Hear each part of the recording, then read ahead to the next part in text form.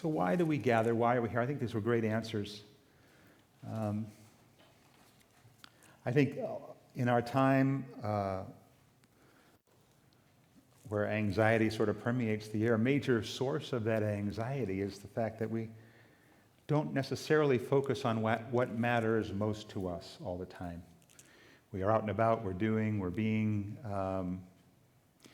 we're engaged in different things, and we don't often take the time, as I suggested to the kids, that we stop and think about what things are important to us, not just individually, that's key. I think we all need to do that, but also as a community.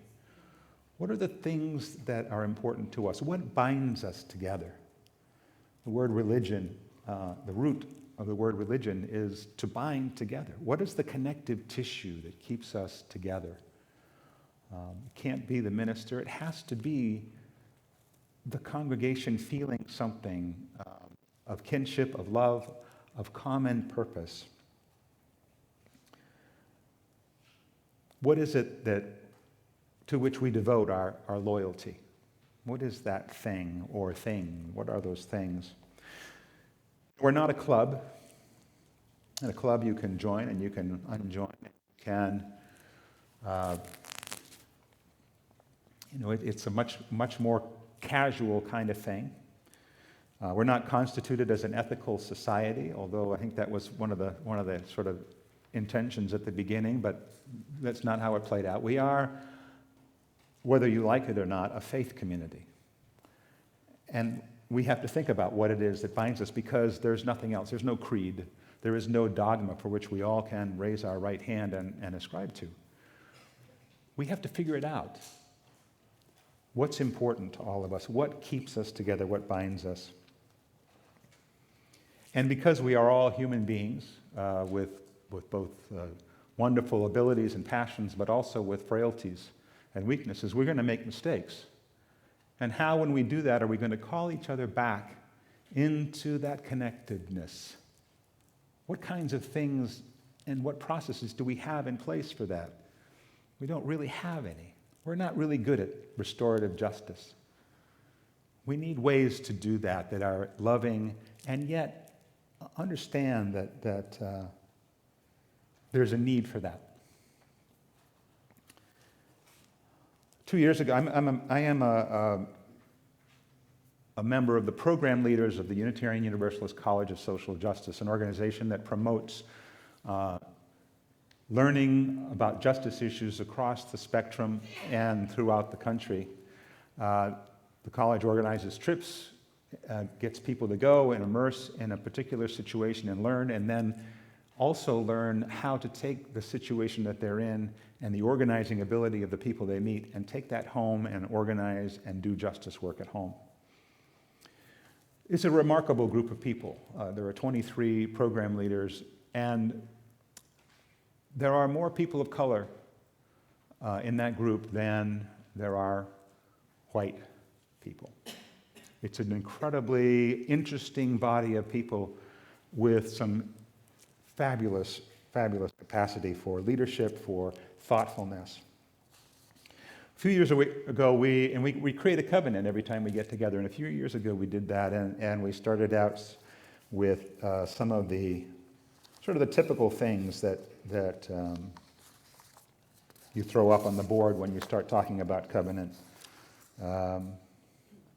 Use I statements and listen carefully, listen first, understand, then be understood, that kind of thing. And then somebody threw up another one that's pretty typical: assume good intentions. And that created a little ripple in the room. Because assuming good intentions means that sometimes we're not called to account. Oh, I didn't mean it. It's okay. It wasn't my intent to hurt you. But it doesn't take into account that people are hurt. And there needs to be some process for reparation, for reconnection. It prompted a whole conversation about how we do covenant and what covenant means and how we can really think through it. It was a remarkable day.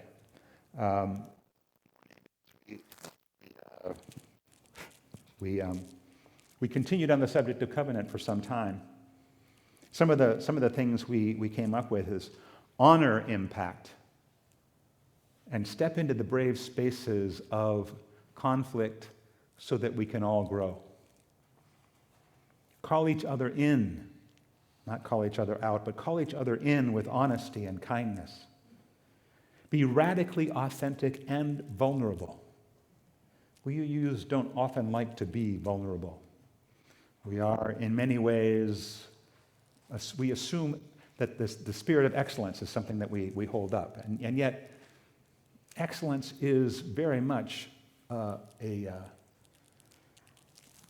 have to say it is a white supremacy kind of thing. Excellence is holding up something that we as white, intellectual, educated people feel strongly about, but it's not necessarily what we need to put out there as being inclusive, welcoming, open to all ideas. Being excellent is important, but is that something that we put into a covenant and a mission statement? Practice holy and glad curiosity. Listen to silences. Stay tuned to nonverbal communication. Be mindful about different relationships to time. Approach with questions rather than assumptions. Be mindful and grateful with respect to privilege.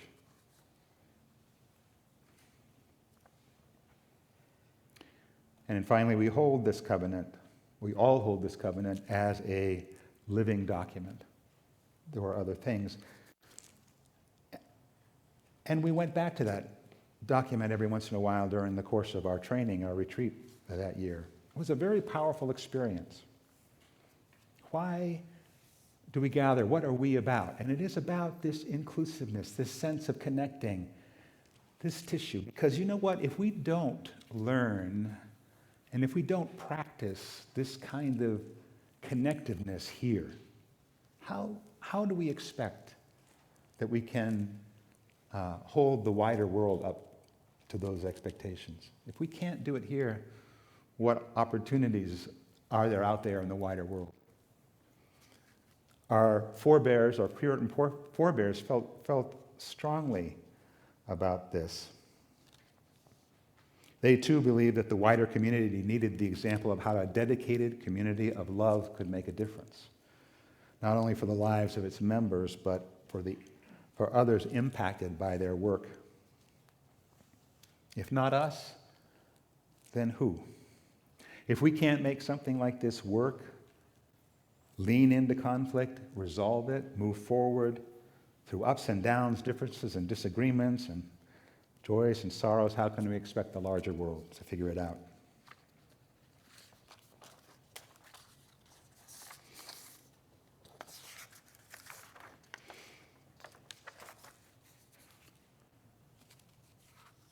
The author of the men's lectures, the 2000 men's lectures, Alice Blair Wesley, offered up at one of her lectures a potential covenant for a liberal free church.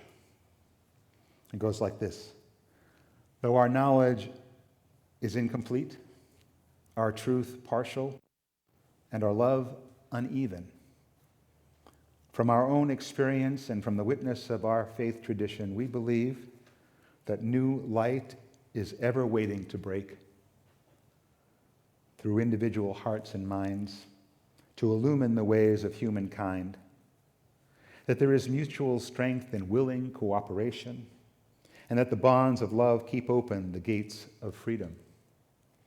Therefore, we pledge to walk together in the ways of truth and affection as best we know them now, or may learn them in days to come, that we may find our children may be fulfilled, and that we may speak to the world with words and actions of peace and goodwill. In the congregation that Ann and I entered into after we met, the congregation that I grew up in, the congregation where I, as a youth,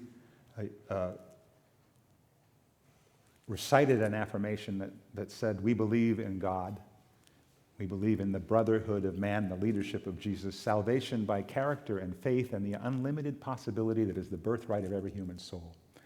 It's a Unitarian church in the 1950s. We've come a long way. When Ann and I returned there in the late 1970s, early 1980s, what the congregation said every Sunday together was, love is the doctrine of this church. The quest for truth is its sacrament, and service is its prayer. This is our great covenant, to dwell together in peace, to seek the truth in love, and to help one another, to the end that all souls shall grow into harmony with the divine.